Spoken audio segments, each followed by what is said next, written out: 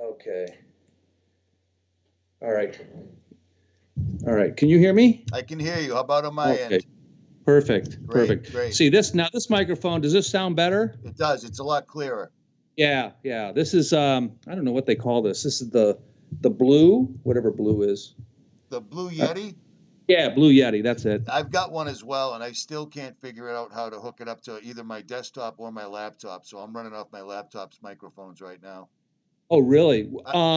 Well, I'm not that tech savvy, okay? But let me just tell you, all you got to do is take the USB and hook it up into the bottom into a USB port if you have a USB port. Yeah. And it should just be plug and play. Yeah, it doesn't work on the. I've got the HP Envy. It doesn't work like that. So, can you hear me? Okay. Yeah, I can hear you fine. Okay, then we're good to go. We're good to go. So you've been on with Dr. Ott. You've been on with ODD. You've been on a lot of shows, and I've listened to them for the last 2 weeks, 3 weeks. I've listened to all of them. How did you end up doing this, man? Are we on right now? Are we recording right now? This is all going to be pre-recorded. We can go into the whole thing. Have at it. Have at it. Hello? Can you hear me? Richie? Yeah? Hello? Oh, come on. Wait, hold on. Wait a minute. Are you there? All right, well, let's discuss that. First of all, going back to the history of the Christian church, of course, the salvation is by the grace of God through faith in Jesus Christ. Early on in the development of the Christian church, the Christians were preaching the gospel, okay? And many were being saved. Many Jews were being saved. That became a problem for the leadership, the Jewish leadership. And so what they understood was that they were not going to be able to stop Christianity. And the devil, being the subtle beast that he is, immediately began to send in spiritual spies, for lack of a better term, okay, in order to undermine the church.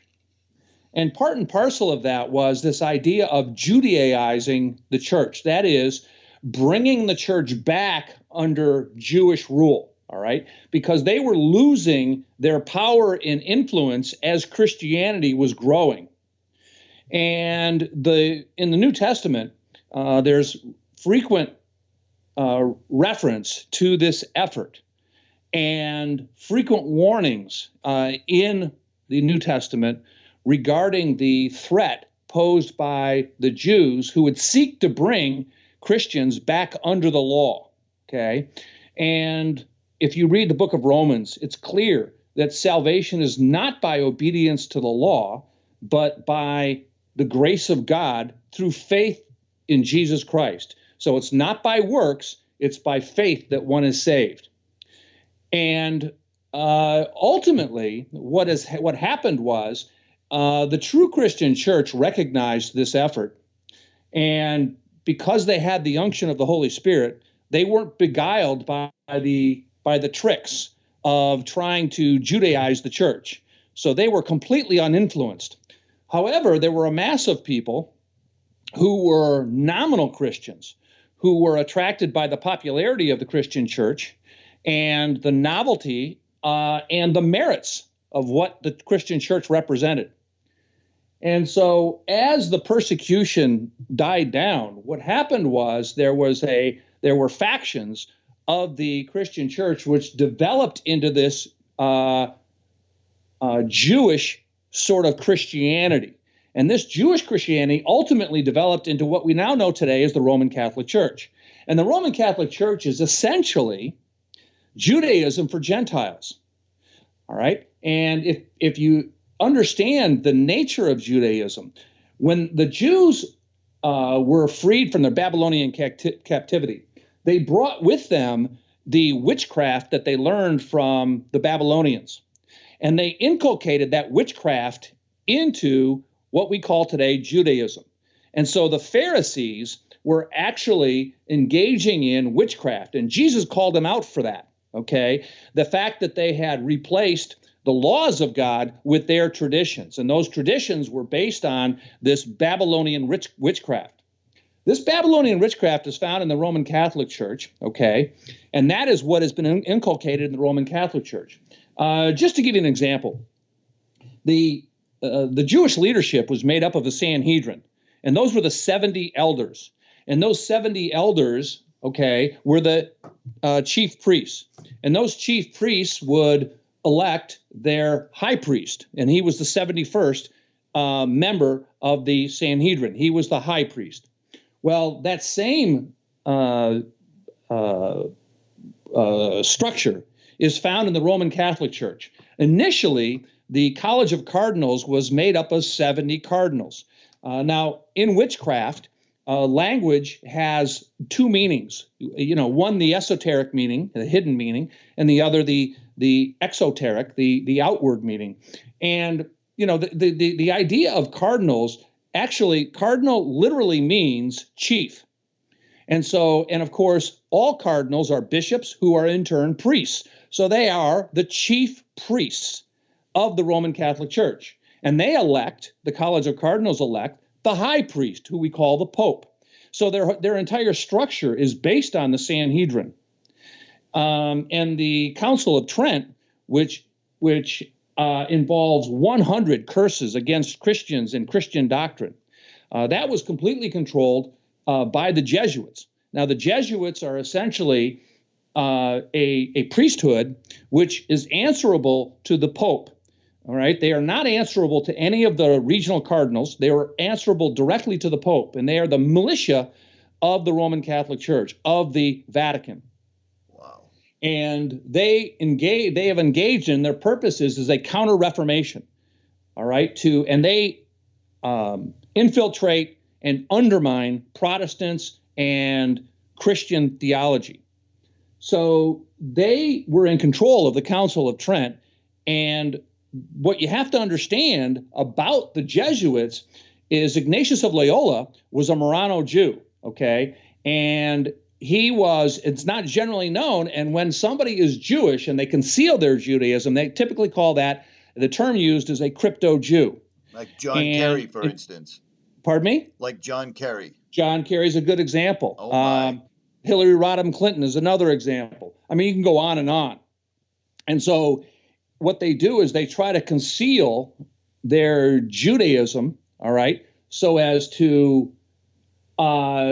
people don't understand who their masters are, what their real strategy, what their real purpose. They're part of a conspiracy against God and man. And so the Jesuits are a crypto-Jewish organization, and they basically control the Roman Catholic Church. And in fact, the present Pope, it happens to be a Jesuit. And the Jesuits are answerable to the Pope and the Jesuit general. But if you look at the doctrines of the Jesuit, they actually hold the Jesuit general in higher esteem and higher authority over the Pope. And the Jesuit general is typically, they refer to him as the Black Pope. Whereas the pontiff, the Roman pontiff, is viewed as the white pope. But their allegiance, their true allegiance, is to the Jesuit general. Now, the Jesuits were suppressed late in about around 1773. They were suppressed by the Vatican because of the pressure put on them by the monarchies of Europe. Because the Jesuits were in their efforts in counter-reformation, they were actually undermining the very governments of Europe. And so the political lobby, made their feelings known to the Pope, and the Pope's hand politically was forced and reluctantly suppressed the Jesuits.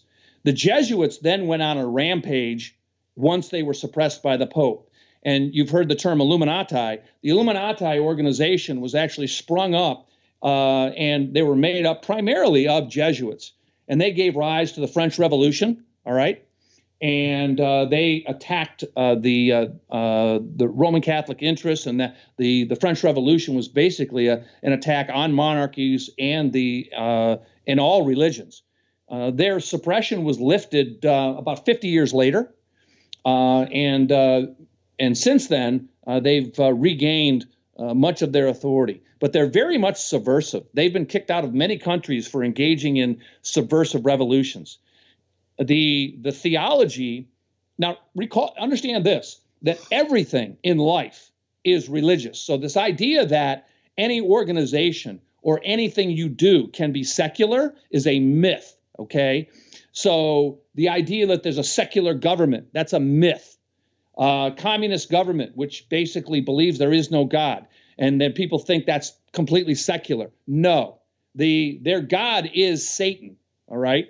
And communism is essentially Judaism that has been brought to political power. So if you want to know what the future looks like with Jewish authority and Jewish hegemony, simply look at these communist countries like China and Russia, okay? And look at what happens when, for instance, the Bolshevik Revolution, when the communists took power, okay? That's what you're looking at.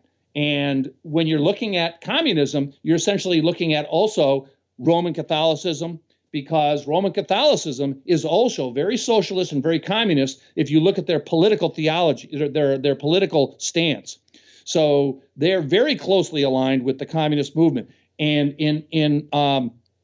when you look at the political statements made by the Roman Catholic Church, they are very much socialist. So your rights are based on your affiliation with a group. Whereas in the United States is based on the Christian and Protestant view that we are made in God's image and have individual liberties as an individual.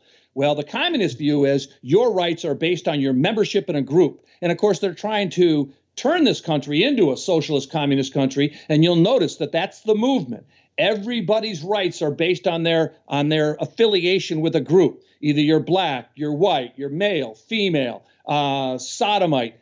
They break people down into groups and give them special privileges from the government based on that membership in that group, rather than everybody is made in God's image. Everybody has God-given rights, which flow from God. They're not privileges that flow from the government. See. Let me ask you. What? All right, I had this question. I've read several of your books already.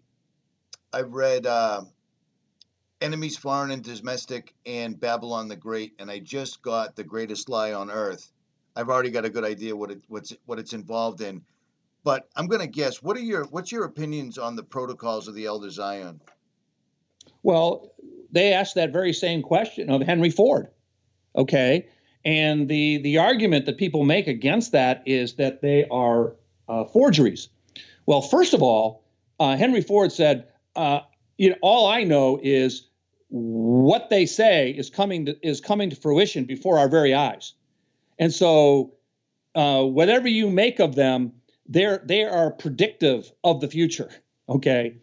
And if you look at the history of the Protocols of Zion and how they came to light, it seems that they are in fact legitimate. And by the way, when they call them forgeries, that doesn't simply mean that they're not true.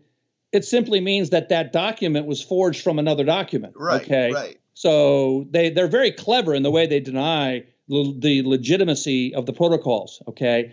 But I go into that in some detail as to how they came to fruition, how Professor Neelis from Russia brought them to light in his book, and how he was subsequently persecuted for having done that. I mean, if they weren't legitimate, then why did the Bolsheviks, who then became the International Communists, why did they then sentence him to prison, and based on his publication of the protocols?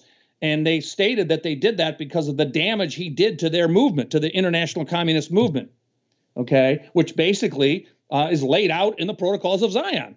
So, yeah, their response, the Jewish response to it is sort of the imprimatur of legitimacy to the protocols.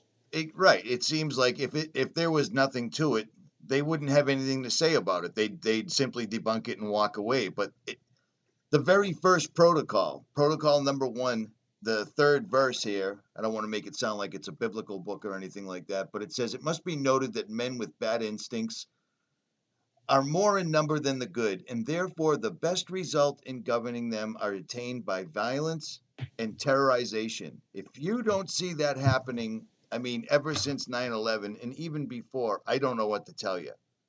Because when Henry Ford said that this was all coming to pass, well, Henry Ford was a few years ago, as far as I'm concerned, and I'm seeing it all coming to fruition right now. Am I wrong? Sure. Yeah, no, you're absolutely right. And that statement in the protocols is basically a true statement. It's a realization of the facts under which we live. I mean, the majority of people can be led into violence, can be led into sin, and the devil knows that. And see, understand this. That is the way in which you control the populace. See, if you can degenerate the population into violence, all right, whether it be sexual violence, whether it be other kinds of assault, whether it be theft, any kind of sin, if you can degenerate the population so that they don't control their own behavior any longer, they do whatever they feel is best for themselves, regardless of the effect it has on anybody else, all right, then somebody has to step in to protect the innocent. Somebody has to step in to protect the victim. Somebody has to step in to see that justice is done. And that's where the government comes in. And so you see, when a society degenerates, then you have more government authority stepping in to keep order. See, they love chaos because in response to the chaos, the government must bring order. And that's part of the methodology, behind bringing about tyranny. See, that's the steps. Those are the steps towards tyranny. If a person is not governed, if their behavior is not governed internally, then something external, there has to be something external that governs their behavior, and that's the government. Okay, and so ultimately, their method is an all-powerful government. That's why they want people degenerated into violence, because then there's a clamor for more laws. Okay, more police protection, less liberty. See, and you can see that. You can see that every time.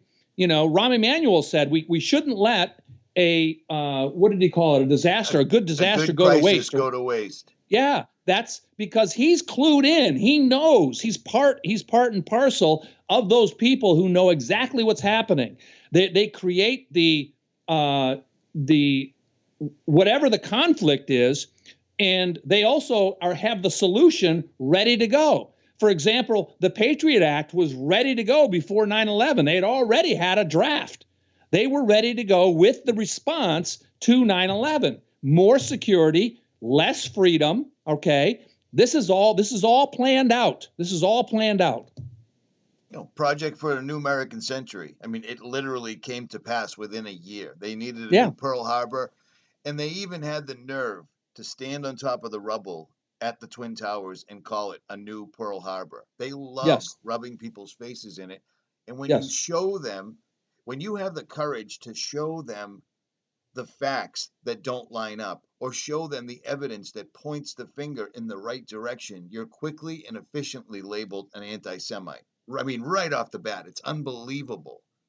Yeah, and that's one of the tricks they use. See, understand this: that just as in the time of Jesus, there was fear of the Jews. See, and they use that. They have tremendous power. They have tremendous authority. And that's just one of the tricks they pull, is this label of anti-Semitism, okay, to destroy somebody's credibility. So they control the media. Anybody in the media who dares mention that the Jews have control over the media finds themselves immediately out of a job. And we've seen that on several occasions. There are a couple of notable news commentators who have made mention of that just in one little vignette, and boom, they're immediately fired. Right, like politicians as well. James Traficant had the nerve to say something, and he ended up in prison, career ruined. You know what I mean? Yes. These guys do not play around, and it isn't just a coincidence that any person that has a public, a public speaking. Anyone that has the nerve to come out and say anything, something befalls them quickly. They don't wait very long, and no one seems to notice the pattern. You know what I'm saying? Right. Yeah, I've been looking at all the reviews and so forth and so on, and boy, they love to attack you, man. It's amazing. So, were you ready for that when you came into this? Oh yeah, yeah. You know you're over the target when you catch a lot of flack. Oh, without a doubt, without a doubt, without a doubt. So, in the real truth community, I'm seeing that you're getting plenty of 5 stars. People are supporting you, and your message is solid, man. It absolutely is. How did you find your way from your background, being a successful lawyer, going to a Jesuit-owned college, and then you end up exposing them? All the glory goes to Jesus Christ. I was saved by the grace of God. Amen. And it was, through that salvation, you're imbued. The Holy Spirit indwells me. Okay, and with that comes the unction of the Holy Spirit. And my prayer was for wisdom and knowledge. And I don't deserve any glory in this at all. All glory goes to Jesus Christ. I'm simply a vessel. All right. I am the very person that Tyndale talked about when he talked about, hey, if I can translate God's word in the English language, I can make a plowboy have more knowledge of the Bible than the bishops in the church. And that's me. I'm that plowboy. Okay. Because I immediately started reading the Bible. And it was clear at every page I turned that I saw for example, the Roman Catholic Church modeled by the Pharisees, modeled by the chief priests, the scribes. I could see the very conduct that they displayed, the very doctrines that they espoused in the Roman Catholic Church. It immediately became clear to me. Okay. And, based on that unction, there's a lot of things that became clear. For example, that there is a worldwide conspiracy. It is a spiritual conspiracy, and that we wrestle not against flesh and blood, but against principalities and powers in high places, and the power of darkness in high places. Okay, and so the princes and the kings of the world are in a conspiracy against God and His anointed. So that is a truth that we have to understand. We're not wrestling against flesh and blood. The answer to this is not political. The answer to this is spiritual. The problem is spiritual, okay? The core issue is spiritual, okay? And so we're dealing with spiritual darkness. Yes, we have people who are possessed by devils. Just as there were people possessed by devils in Jesus' time, we have people possessed by devils today. There are evil people, okay, in high office. We have very rich people. And so there is a spiritual battle. And, their target is the church. We are the body of Christ. Okay, we are the salt of the earth. We are basically the monkey wrench in their plans. Okay, and so that has to be addressed. And this is this whole idea of the sodomite community getting all these special privileges. I think that's one of the levers that's going to be used by Satan against Christians. You can already see that happening today with, for instance, bake shop owners who refuse to make a bake for a sodomite marriage. Okay, photography studios who refuse to take part in a sodomite marriage. And of course, then the state governments and federal government come against them because they are now discriminating against a privileged class, the sodomite class, you see. And so those laws where there are privileges granted by the federal government and by the state governments to a particular class of people are being used against the God-given rights, freedom of religion that Christians have as individuals, okay? And what people have to understand is under our constitutional system, which is established on basically by Protestants, okay, on Protestant principles, Christian principles, where everybody is endowed by their Creator. Now, by the way, I understand Thomas Jefferson was not a Christian. I grant that, okay, but he was influenced by Christians. And so in the Declaration of Independence, when he stated that we are endowed by our Creator with certain inalienable rights, life, liberty, and he said the pursuit of happiness, but really should have been property, all right? And that's really what it's meant. Okay, life, liberty, and property, those are individual liberties. The idea behind our Bill of Rights is that those Bill of Rights is simply a list of rights. People think, they point to the Constitution, they say, okay, we have constitutional rights. Kind of a misnomer. No, those are God-given rights. The Constitution simply says, by the way, these are some of your God-given rights, and the government, it's actually a limit on what the government can do. The government cannot infringe on those rights. And when you read the 9th and 10th Amendments, and I would ask that anybody listening to this, open up your Constitution, look at the 9th Amendment, look at the 10th Amendment. That will give you clear understanding of what the Constitution means. You know, the 9th Amendment says the enumeration in the Constitution of certain rights shall not be interpreted to deny or disparage others retained by the people. And so what that means is that those rights in the Bill of Rights are simply a list. They're not a granting of rights. They're a list of rights. And the granting of rights comes from God. And so because the government does not grant you those rights, they have no authority to take them away. All right? The Bill of Rights is simply telling the government, hey, hands off. Okay? And by the way, the point is, it's only a partial list. The 9th Amendment says we've only made a partial list. All other rights that we haven't listed that you have, all right? So the enumeration in the Constitution of certain rights shall not be interpreted to deny or disparage others retained by the people, okay? That means that all other rights you retain. And so you actually have a constitutional right to be left alone. You have that constitutional right, even though it doesn't say so. Why? Because our Constitution requires specifically enumerated powers of the federal government. So the federal government must point to a particular power in the Constitution. If they can't point to a specific delegation of power in Article 1, they don't have it. They simply don't have it. They can't do it. There are no implied powers in the federal government. All powers, respectively, and that's specific language from the 10th Amendment. So people, this is not taught in school. These principles I'm telling you now are not taught in school. And so they don't want this to be known. People they're graduating from high school, they're graduating from college, they're graduating from law school, and they don't know these basic principles. Why? The government wants people to be ignorant of that, see, because the Constitution places a limit on the government. Well, George Washington made the exact opposite. I mean, in the last, ever since, just from when I started this YouTube channel to now, the amount of rights, the amount of publicity, the amount of government agencies, officials, politicians on the side of the LGBTQ or the sodomites, which is what I call them as well, for the most part. The fact that they don't teach anything that you just said in school, and they are, in fact, introducing the word gender and everything else, even though the American College of Pediatricians is saying that all of this is detrimental to the well-being of a child.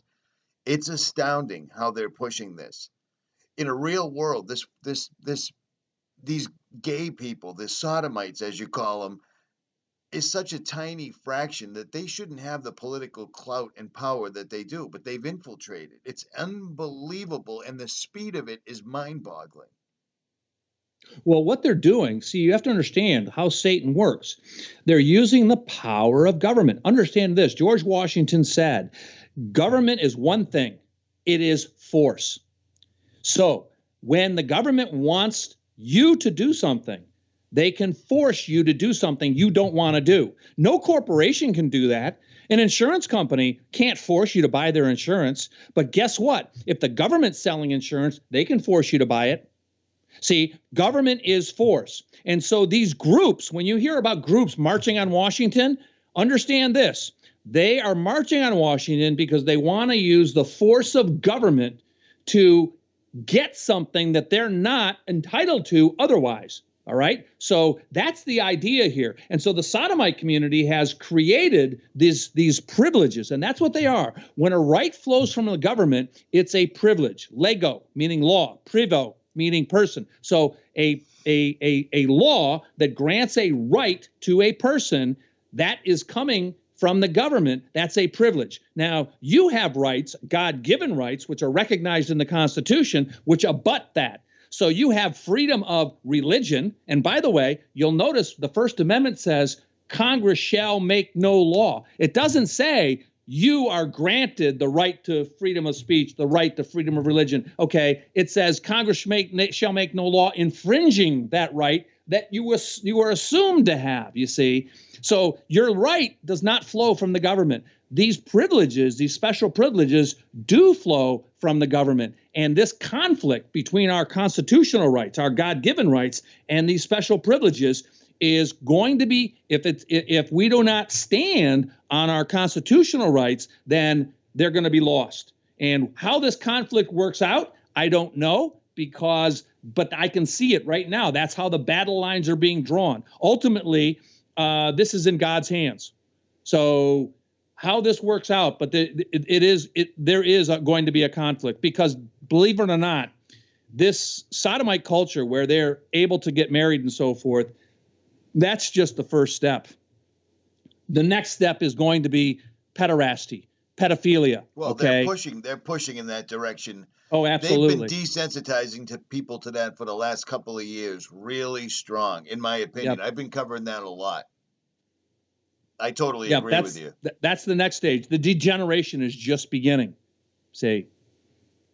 That was exactly what my take on the entire Pizzagate thing was.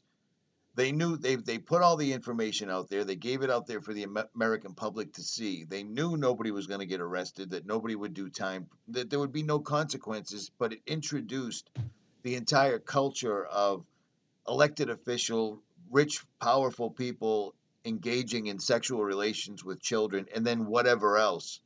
It put it out there into the public imagination, and that was quite a while ago. They've been introducing this step by step, inch by inch, but they've been they're doing it there's no two ways about it. Yeah, well, there are several books that document the involvement of politicians and the high religious officials in pederasty. The Franklin cover-up being one notable book, and it goes into Boys Town and the fact that these boys at Boys Town, these orphans, were shuttled all over the country in private jets to be abused. Some of them sacrificed in snuff films. Some of them brought into the Bohemian Grove. And they're used for blackmail, okay? So when you see a politician engaging in unusual votes, violating their promises that they made on the campaign trail, understand this, that they're compromised. The first thing they do is they work on them to get them compromised. And some sort of sexual crime is one of the ways they use to compromise these politicians. I mean, in Washington, D.C., I mean, it's blackmail central. They have hotel rooms, conference rooms that are wired for video and sound, and they set these politicians up.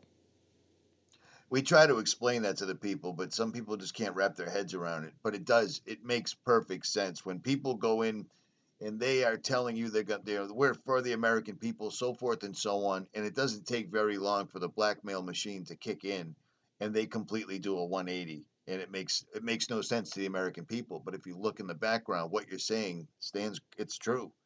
Yeah. Well, people have to understand that when you elect a politician to Congress, okay, it's like electing, it's like a student body election.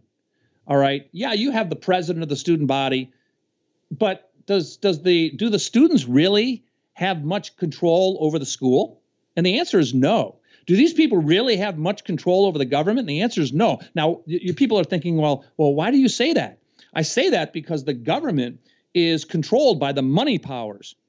Okay. And,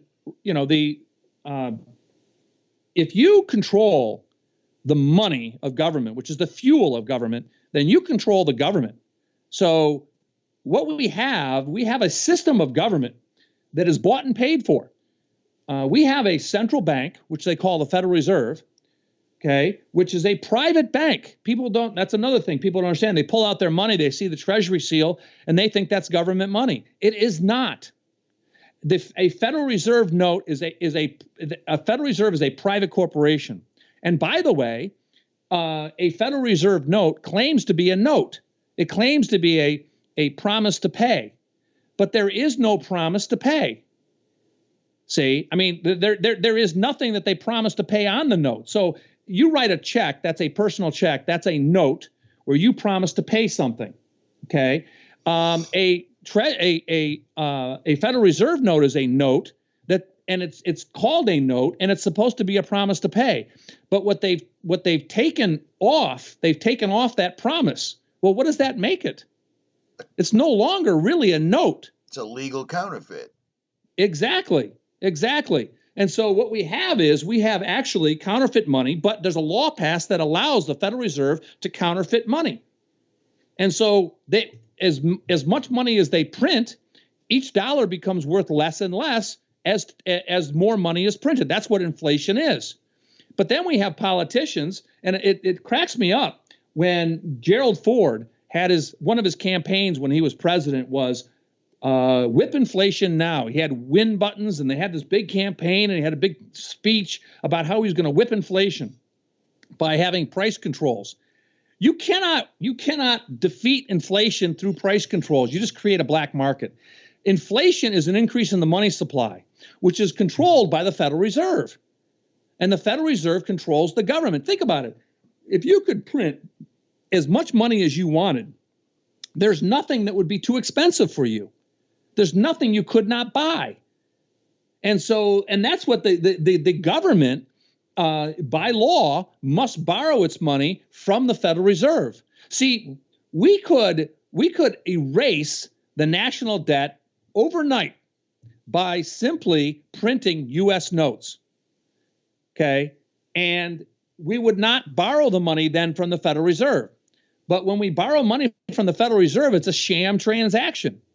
So we're taking money, the government takes money from the Federal Reserve, it's printed at the Bureau of Printing, okay? Federal Reserve does actually pay for the ink and the paper, but that's about it.